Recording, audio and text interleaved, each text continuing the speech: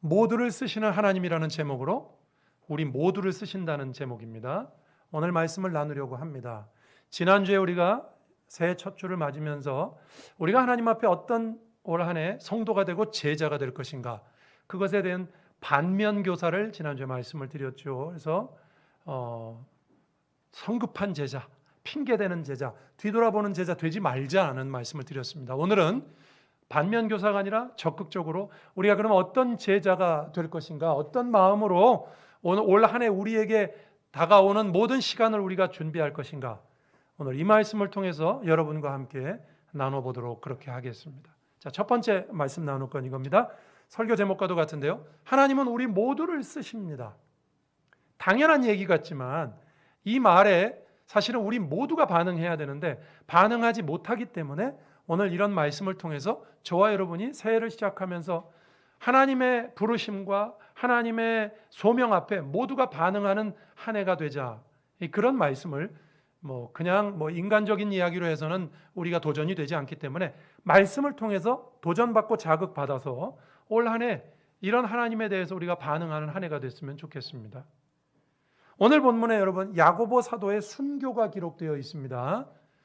예수님의 12제자 가운데 교회사적으로는 제일 첫 번째 제자가 순교하는 것입니다. 성경에 야고보가 여러 명 나옵니다. 예수님의 제자 중에도 알페오의 아들 야고보가 있고 세베대의 아들 야고보가 있고 예수님의 동생도 이름이 야고보고, 여러분 야고보라는 이름이 성경에 여러 명 나옵니다.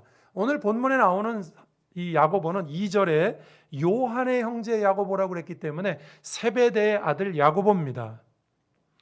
요한과 더불어 베드로와 더불어 예수님의 3대 제자 가운데 한 사람인데 그 사람이 순교를 당합니다. 헤롯에 의해서. 수학적으로 말씀드리면 12분의 1이죠. 예수님의 제자들 12명 중에 12분의 1이 사라진 거고요. 여러분 예수님께서 12명 중에서도 친히 3사람을 더 가까이 데리고 다니셨죠. 그 가까이 데리고 다닌 사람 이름이 바로 베드로, 야고보, 요한이에요. 그래서 예수께서 우리가 공관복음서에 보면 그런 말이 나오죠. 산에 올라가실 때 베드로와 야고보와 요한을 데리고 가셨다. 그죠? 그 겟세마네에서 기도하실 때도 제자들 멀찍이 있지만 베드로와 야고보와 요한을 좀 가까이 데리고 가셨다. 물론 예수님이 편애하신 건 아닙니다만 제자들 가운데도 이 베드로, 야고보, 요한은 굉장히 중요한 사람들입니다. 자, 그 중요한 사람 중에 한 명이 순교를 당하는 것입니다. 자, 그러면 여러분 그 결과는 어땠습니까? 우리는 지금 사도행전이 교회가 막 시작되고 막 부흥해가는 시점이기 때문에, 퍼져가는 시점이기 때문에 예수님의 12사도는 그 존재 자체만으로도 굉장히 중요합니다. 근데 그 중에서도 중요한 제자 한 명이 사라졌어요. 그럼 교회에 굉장한 타격이 되겠죠. 그래서 헤롯이 없앤 겁니다. 자, 결과는 어떻게 됐는가? 12장 읽지 않았습니다만 24절에 이런 말씀이 나옵니다. 하나님의 말씀은 흥왕하여 더하더라. 그러면 10절까지 우리가 읽었는데 10절과 24절 사이에 어떤 일이 벌어졌던 건가? 야고보 사도가 죽었어요. 그리고 야고보를 죽이는 걸 보고 유대인 기뻐하니까 베드로도 잡아넣었어요. 그런데요, 그 핍박하던 헤롯 왕이 죽습니다. 죽고 베드로는 풀려나고 하나님의 교회는 야고보 사도의 순교로 말미암아 더 흥왕하였더라. 12분의 1이 사라졌고 3분의 1이 사라졌는데 교회는, 하나님의 말씀은 더 흥왕하더라라고 성경이 기록하고 있습니다. 여러분 성경이 우리에게 뭘 말한다고 생각하십니까? 자, 제가 이 말씀을 여러분에게 지금 소개한 이유는 이것 때문입니다.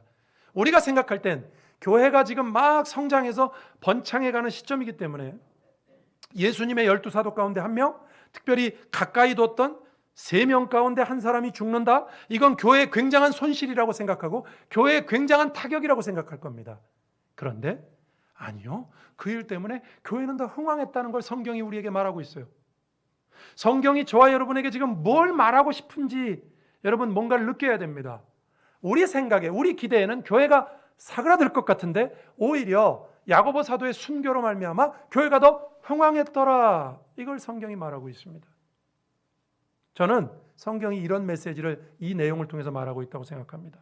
주님의 일은 어떤 특정인에 의해서 좌지우지 되는 것이 아니다. 어떤 특정인에 의해서 매이는 것이 아니다. 우리가 생각할 땐 그 중요한 사도, 그 사람이 좀 더 오래 살아 있어야 더 많은 일을 하고 교회에 더 많은 영향을 끼칠 것 같은데 하나님이 보란 듯이 그 한 사람을 데려가셔요. 그것도 뭐 예수님의 제자가 다 중요하겠습니다만 그 중에 굉장히 중요한 제자를 데려가십니다. 의미 있는 제자를 데려가세요. 뭘 보여주시려고요? 그 사람 없어도 하나님의 교회는 된다는 걸 보여주시기 위해서. 하나님의 교회가 어떤 특정인에게 매이지 않는다는 것을 보여주시기 위해서. 막상 그 사람이 없어도 주의 일이 되는데 문제가 없습니다. 다른 사람을 통해서도 주님의 일을 행하십니다. 이걸 여러분 다른 말로 해볼까요? 누구든지 쓰신다는 말입니다. 특정인에게 교회가 매이지 않는다. 이 말은 이런 뜻이죠. 하나님은 다 쓰실 수 있다. 누구든 쓰실 수 있다.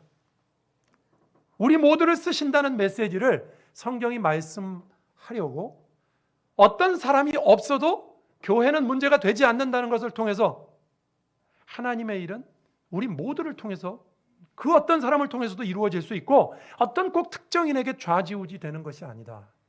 그걸 보여주시기 위해서 저는 이 말씀을 우리에게 기록하신다고 생각합니다. 사도행전에 보면 이걸 성경이 말하고 있어요. 여러분 교회 일이 진행될 때요. 처음에 사도행전 초반에 보면 사도행전 내용을 좀 아시죠? 우리 이번에 성경 일독하고 있으니까 지금 사도행전의 내용을 잘 모른다 그러면 사도행전 그러면 무슨 내용이지 이렇게 잘 그림이 안 그려진다면 회개하시고 올해 꼭 성경 일독하시기 바랍니다. 역시 아멘 소리가 없는 건 다 읽어봤다 이거죠. 네, 제가 다 이해합니다. 사도행전 처음에 보면요. 교회 일은 12사도만 했습니다. 12사도가 있어요. 처음엔 교회가 작았으니까. 근데 교회가 커지면서 어떻게 됐죠? 집사님 7명을 세웠어요. 그렇죠? 그래서 구제 일은 7집사에게 맡겼어요. 이제 점점 이렇게 사도 중에서 사도에게만 편중되어 있던 일이 많은 일반 대중에게로 갑니다. 뒤로 가면요. 점점 더 그렇게 됩니다. 원래 여러분 사도라는 이름은요. 이제 이 헬라어로는 이제 보냄을 받았다 그런 뜻인데 사도라는 이름은 원래는 고유명사 같은 겁니다. 예를 들자면 12사도, 사도 그러면요 12사도를 말하는 거예요. 성경에서. 예수님과 함께 사도의 조건이 있죠.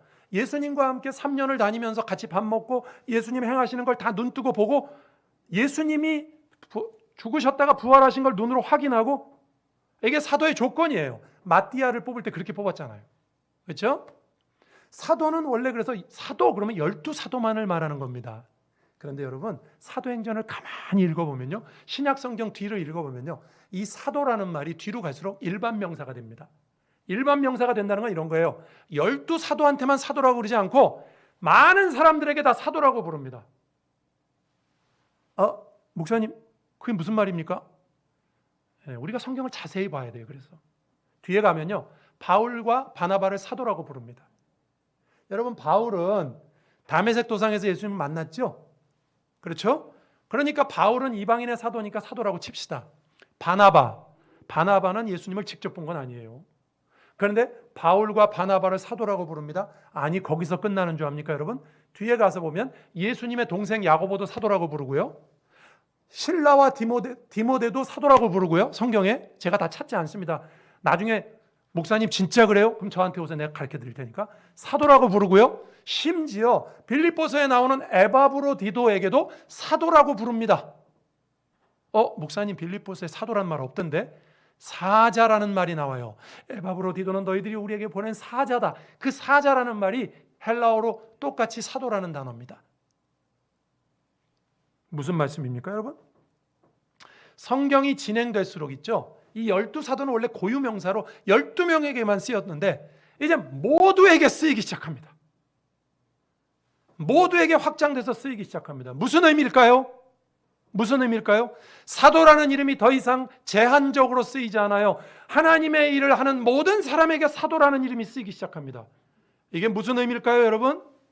하나님이 모두를 쓰신다는 겁니다. 이제는 어떤 특정인에만 의존해서 교회를 이루어 가시는 것이 아니라 하나님 모두를 쓰신다는 메시지가 이 사도라는 말 속에도 나옵니다. 주님이 사람에게 매이지 않고 모두를 확대해서 쓰신다. 저는 신약에 이렇게 말한다고 생각해요. 물론 12사도는 독특한 면이 있어요. 12사도의 그 독특한 면을 우리가 침해하자는 건 아닙니다. 그걸 침해하면 신사도 운동이 돼요. 요즘 뭐 여러분 모르시겠습니다만 요즘도 신사도 운동 그래가지고 좀 복잡한 신학적인 운동이 많아요. 12사도는 고유한 겁니다만 그럼에도 불구하고 제가 이렇게 말할 수 있어요. 여러분 우리들도 다 사도입니다. 보냄을 받은 모두를 쓰신다고요. 하나님이. 그것을 보여주기 위해서 신약에 사도라는 이름에 더 이상 12사도의 제한을 두지 않습니다. 여러분 올해 저와 여러분도 하나님의 일에 쓰임 받아야 될 줄로 믿습니다. 나도 주의 일을 할 수 있습니다. 특별한 사람만 쓰시는 것이 아닙니다. 특별한 사람이 하는 특별한 일만 주의 일이라고 생각하지 마시기 바랍니다.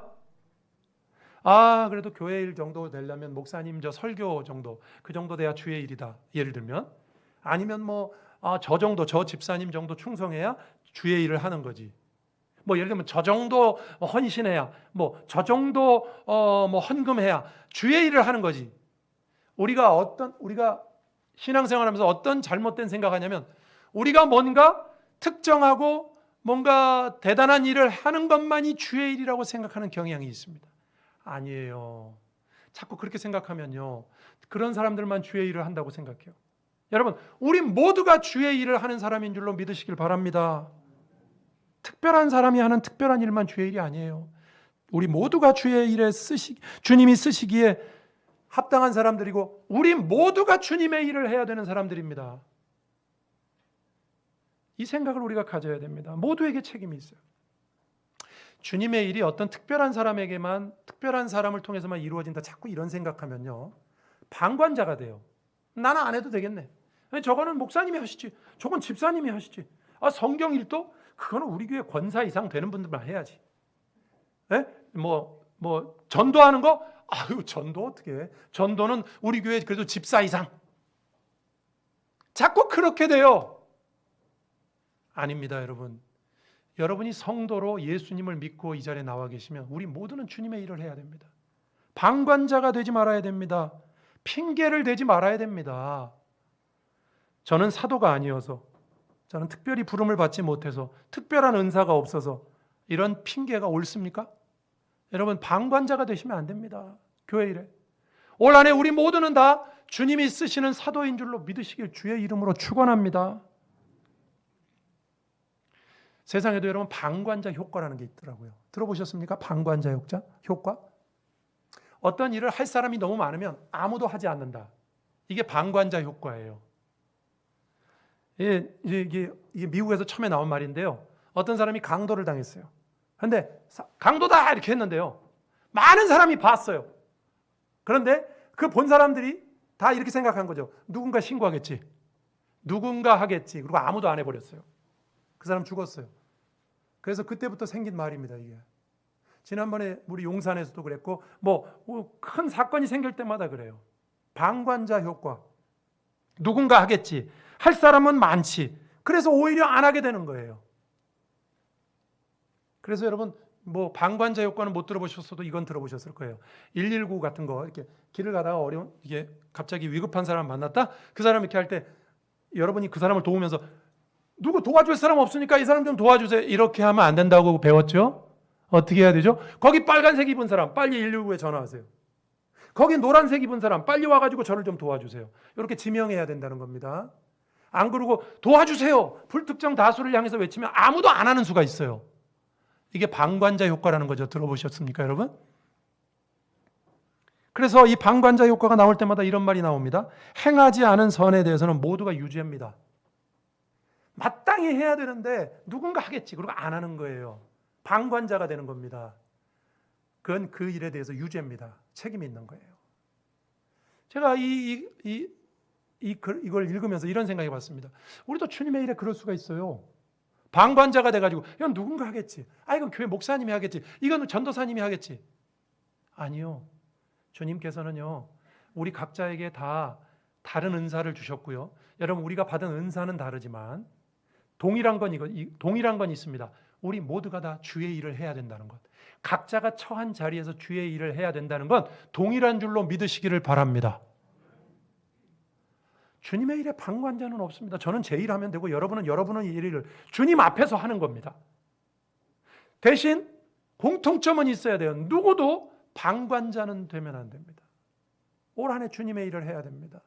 여러분, 이렇게 뭐 추상적으로 얘기하면 좀 안 나와도 닿으실지 모르겠는데 제가 이렇게 구체적으로 얘기해 볼게요. 올 한 해 여러분 지내고 나시면 이렇게 생각하셔야 됩니다. 주님 앞에 여러분이 섰다고 생각하십시다. 주님이 여러분에게 이렇게 물어볼 겁니다. 올 한 해 하나님의 일에 대해서 한 것이 뭐가 있는가? 이렇게 물어보시면 여러분 주님 앞에 이렇게 대답할 게 있어야 됩니다. 예, 제가 주님의 일을 했습니다. 제가 뭐 누구처럼 이렇게 대단한 건 못했습니다만 제 나름대로 할 수 있는 주님의 일을 했습니다. 이거 했고요, 이거 했고요, 이거 했고요, 이거 했고요. 이렇게 여러분 나열하실 수 있어야 됩니다. 속으로 한번 생각해 보시죠.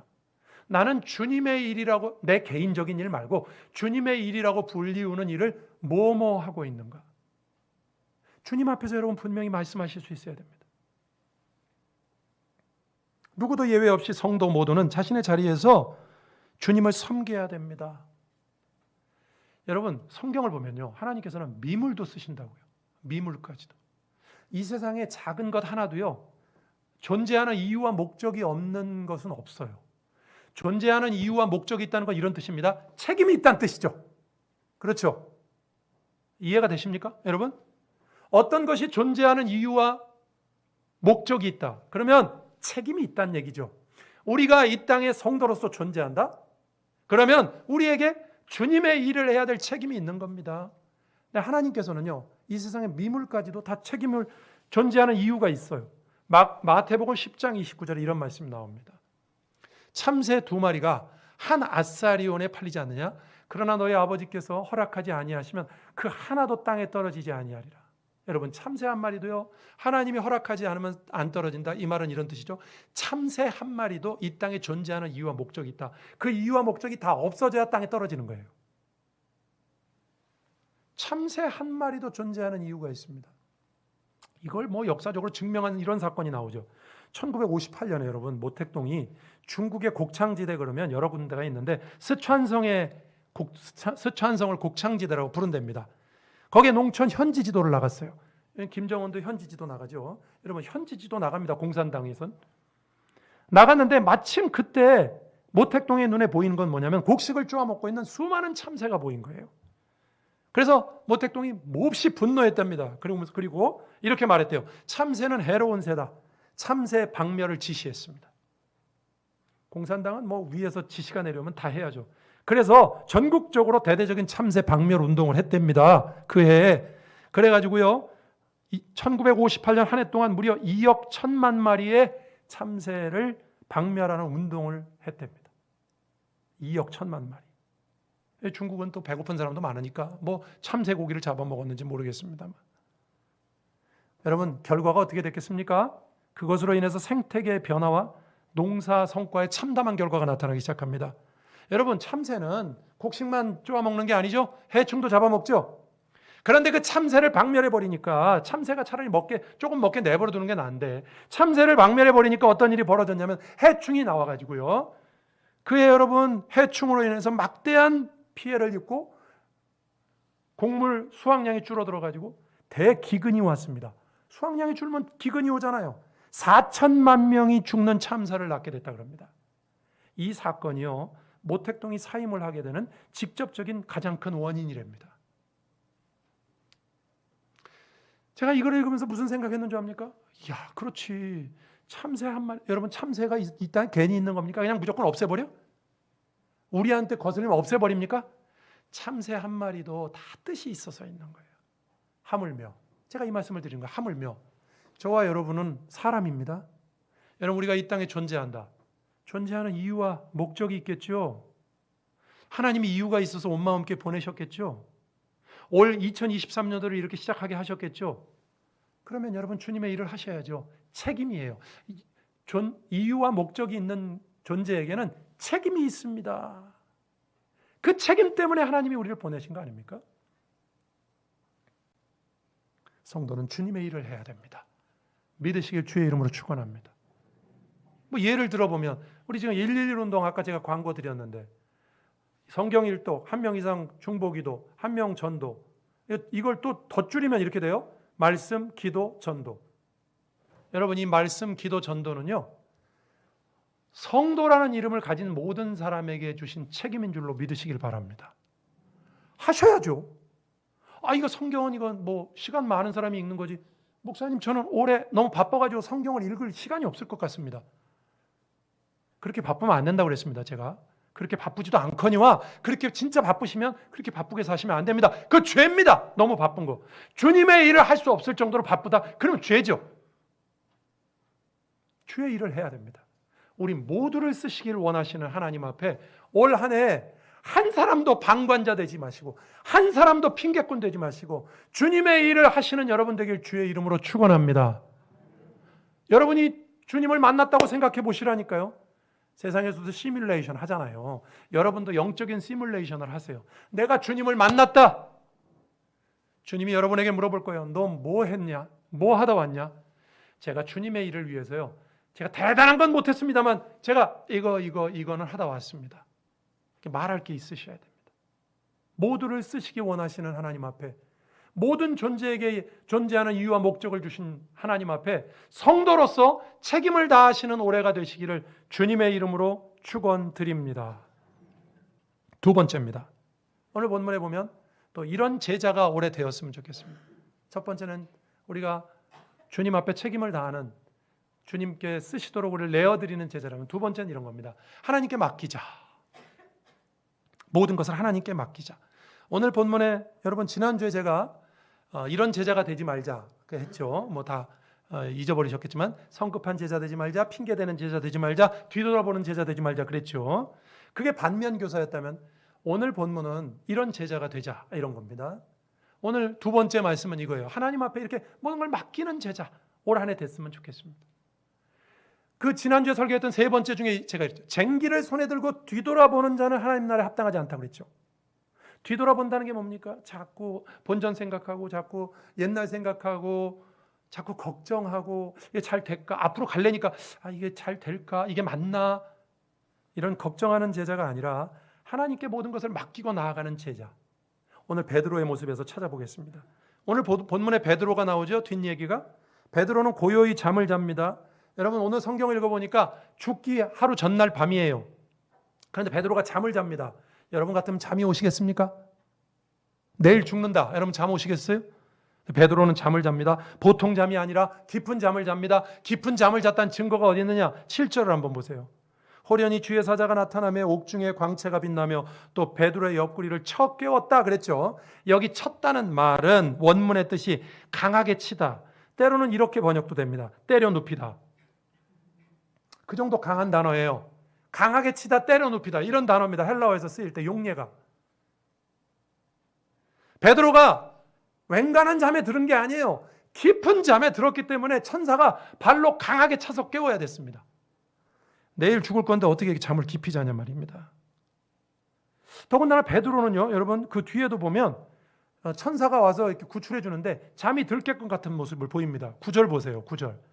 베드로가 나와서 따라갈새 천사가 하는 것이 생시인 줄 알지 못하고 환상을 보는가 하니라.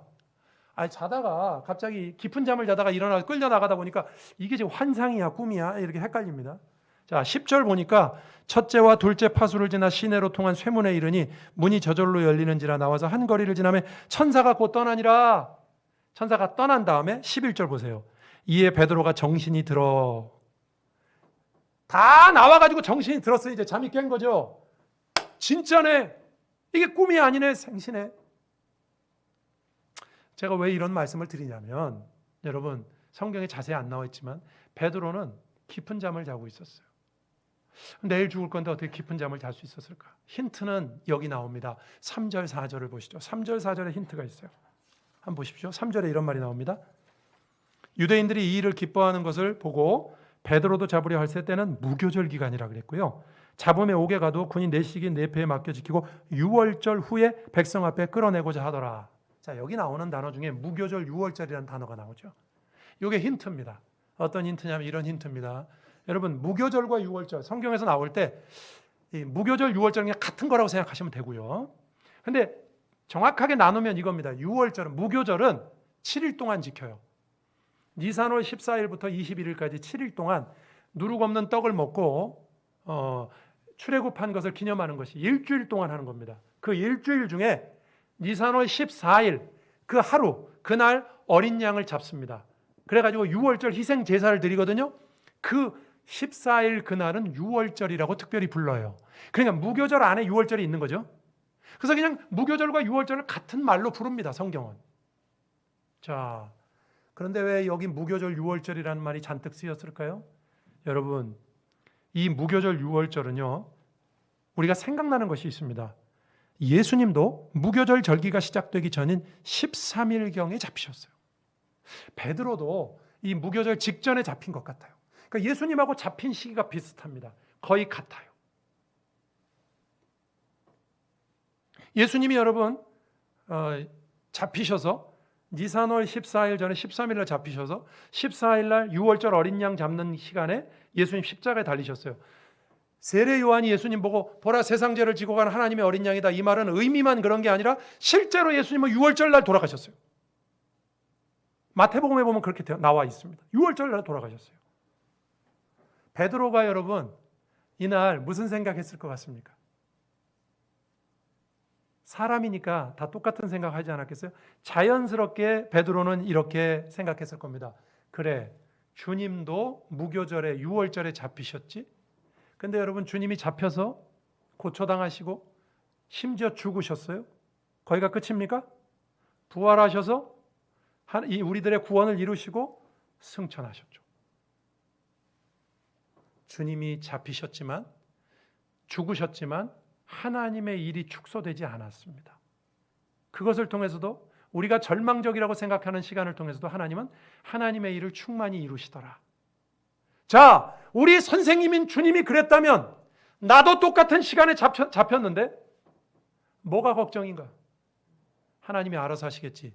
그냥 내일 죽으면 거기까지인 것이고 하나님이 또 살려주시면 주의 일을 하면 되는 거죠. 다시 말해서 자기의 모든 것을 하나님께 맡겼기 때문에 깊은 잠에 들 수 있었던 겁니다. 여러분 사람이 어느 때 무서운 게 없어집니까? 죽음에 대해서도 무서움이 없다 그러면 그 사람은 말릴 수가 없는 거예요. 히브리서에 우리에게 구름과 같이 허다한 증인들이 있다. 그 사람들이 토굴에 거하기도 하고 톱에 켜기도 하고 굶주리기도 하고 그러나 세상이 이런 사람을 감당할 수 없다. 그런 표현이 나오죠. 히브리서에. 여러분 죽음 앞에서 그 문제가 해결되어 있는 사람은요. 뭘 두려워하겠습니까? 내일 가서 어떻게 되든지 하나님이 알아서 하시겠지. 하나님께 맡겼기 때문에 그는 깊은 잠을 잘 수 있었습니다. 여러분 올해 우리도 하나님께 우리를 온전히 맡기실 수 있기를 주님의 이름으로 축원합니다. 그런 제자가 되었으면 좋겠습니다. 주님께 맡기고 여러분 뭘 걱정하십니까? 이게 먼저 설교 시간이니까 하는 얘기가 아니라 여러분 아까 첫 번째에서 그랬잖아요. 여러분 이 땅에 존재하는 이유와 목적이 있다 그랬잖아요. 그럼 그 이유와 목적이 다 없어지기 전에는 하나님이 여러분을 불러가시지 않겠죠. 뭘 걱정하십니까? 그 이유와 목적이 다 하면 하나님 불러가시겠죠. 다 하나님이 알아서 하실 건데 뭘 걱정하겠습니까? 그래서 예수께서 이렇게 말씀하시는 거예요. 내가 너에게 평안을 준다. 내가 주는 평안은 세상이 주는 평안 같지 않다. 예수 믿는 사람 속에 제자 속에는요 늘 평안이 있어요. 어떤 풍파가 온다 그래도 죽기보다 더 하겠어요? 아니 죽어도 그만이에요. 물론 이런 말 제가 이렇게 설교 시간이니까 편하게 합니다만 이게 만약에 개인적인 일이라면 내일 저한테 내일 너 죽는다 그러면 마음이 많이 흔들릴 겁니다. 여러분 실제로는 참 어려운 얘기예요. 그럼 믿음으로 해결하잔 말입니다. 믿음으로. 하나님이 뜻이 있으시겠지. 불러가시면 거기까지겠지. 뭘 걱정하겠습니까? 다 맡기는 거죠. 올 한 해 하나님을 맡기고 쟁기를 손에 쥐고 뒤돌아보지 않고 주님을 따라가는 여러분 되길 주의 이름으로 축원합니다. 맡기셔야죠. 제가 예전에 읽었던 글 중에 재밌는 글이 있었어요. 시골을 이렇게 가는데 경운기가 지나가는데 할머니가 짐을 이고 가니까 할머니 여기 경운기 타세요. 한참 가다 보니까 할머니가 경운기 위에서 짐을 이고 있더래. 그래서 그 짐 내려놓지 뭐하러 이고 있어요. 경운기 태워준 것도 고마운데 짐까지 어떻게 내려놔. 그러면 그 짐은 경운기 안 탄 거냐고요. 여러분 이게 우리가 하고 있는 거하고 비슷하단 말입니다. 주님이 여러분을 구원하셔서 주님께 여러분 맡겼다면요. 맡겼는데 아직도 못 내려놓는 게 있어요. 내려놓지 못해. 아직도 이거는 내가 붙들고 있어. 내가 걱정하고 있어요. 그건 맡긴 게 아닙니다. 여러분 베드로전서 5장 7절에 이런 말씀이 있어요. 여러분 소개한 말씀인데, 자, 잘 보세요. 여기 너희 염려를 다 주께 맡겨버리라. 이는 그가 너희를 돌보심이라. 두 가지인데요. 하나는 염려를 다 주께 맡겨버리라. 주께 맡기라라는 말은요, 영어로는 cast away인데 던져버리다 그런 뜻이에요. 나로부터 분리하는 겁니다. 우리 염려를 내 머릿속에 갖고 있는 게 아니에요. 하나님께 맡기는 겁니다. 예수 믿는 사람은. 왜 그러냐면 두 번째는 이는 그가 너희를 돌보심이라. 이게 참 기가 막힌 말인데요. 여러분, 어떤 사람이 맡아야 됩니까? 그 맡은 것을 감당할 만한 사람이 맡아야 되겠죠? 그렇죠? 근데 우리 염려인데 너희 염려를 주님께 맡기래요. 왜냐하면 그분이 돌볼 거니까. 여러분, 우리가 염려하는 거 우리가 해결할 능력이 없어요. 그죠? 오직 주님만이 우리를 돌보신다고 말씀하세요. 그래서 맡을 능력이 있는 분이 그분이시니까, 그분이 너희를 돌보시니까 너희가 머리에 이고 있지 말고 그분께 맡기라고 그러는 거예요. 심지어 우리 생명까지도, 우리의 모든 것까지라도 주님께 맡기고 주님 붙잡고 따라가는 거예요. 성경에서 우리가 하나님을 의지한다, 그런 게 그런 뜻 아닙니까? 여러분, 올 한 해도 진정으로 하나님을 따라가시고 의지하는 성도들 되시길 주님의 이름으로 축원합니다. 어떤 상황 속에서도 마음에 평안이 있는가를 보세요. 평안이 있으면 주님께 맡긴 겁니다. 그러니까 없으면 너 아직도 걱정됩니까? 그럼 아직 다 못 맡긴 거예요. 맡기시기 바랍니다. 말씀을 이제 정리하겠습니다. 여러분, 올 한 해 우리는 이런 제자 됐으면 좋겠어요. 다 사도가 될 수 있는, 방관자가 아니고 핑계대지 않는, 우리 모두가 주의 일을 한다. 온마음 교회 성도들 중에는 한 사람도 방관자가 없다. 이런 제자. 또 주님께, 하나님께 모든 것을 맡긴 제자. 그래서 그 마음에 평안이 있고 주님이 돌보신다는 확신이 있고, 그래서 어려움 속에서도 깊은 잠을 잘 수 있는 그런 저와 여러분 될 수 있기를, 그런 제자들 다 되시기를 주님의 이름으로 축원합니다. 기도하시겠습니다. 오늘 말씀 생각하시면서, 주님, 저희들이 오늘 말씀에서 언급하신 그런 제자 되기 원합니다. 주님 쓰시도록 내어드리고 미물까지도 존재하는 이유와 목적이 있다고, 책임이 있다고 하셨는데 저희들이 성도로서 책임을 다하게 하시고, 또 하나님께 맡기고 그 무엇도 걱정하지 않고 두려워하지 않고 하나님만 바라보고 나아가게 해달라고 같이 한번 기도하시겠습니다. 하나님 아버지, 감사합니다. 오늘도 주님 앞에 나왔습니다. 귀한 성도들과 함께 예배를 드렸습니다.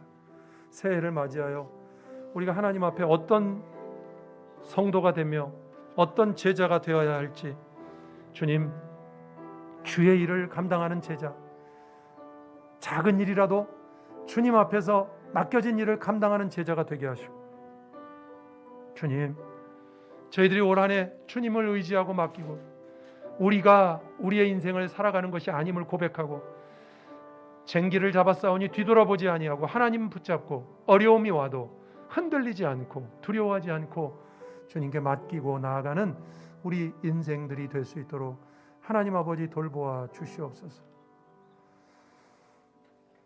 거룩하신 주님, 감사합니다. 오늘도 주님 앞에 나왔습니다. 아버지 하나님, 저희들이 올 한 해 주님 앞에 주의 일을 우리가 처한 자리에서 행하는 저희들 되게 하시고, 주님께 맡기며 두려워하지 않고 우리에게 담당되어지는 일을 맡으신 하나님께 맡기며 돌보시는 하나님을 의지하며 나아가는 귀한 믿음의 성도들 다 될 수 있도록 인도해 주옵소서. 예수님 이름으로 기도드립니다. 아멘.